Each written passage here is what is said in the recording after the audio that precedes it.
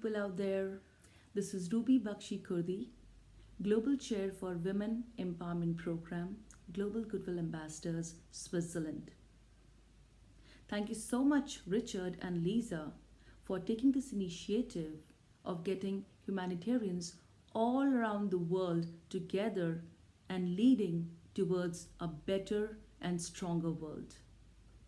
We need to come together, be united, to do the wonders and create the wonders together.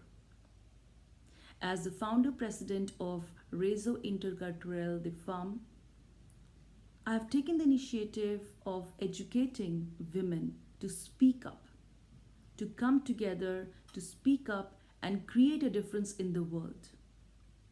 With the initiative of Reinvent the Awesome You, my Raise Academy Swiss is here to guide you, to educate you what is women empowerment.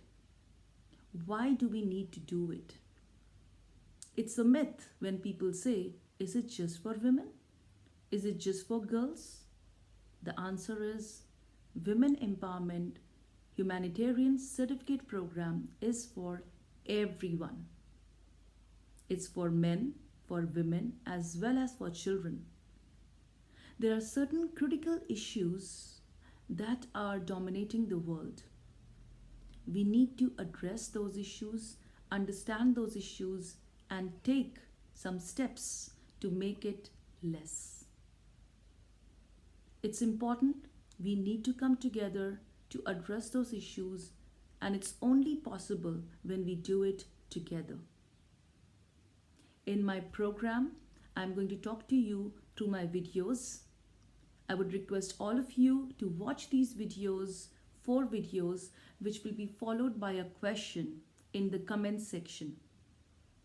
After you have answered those questions which are there in the comment section, please send your completed Word document to me in the email that is mentioned over there.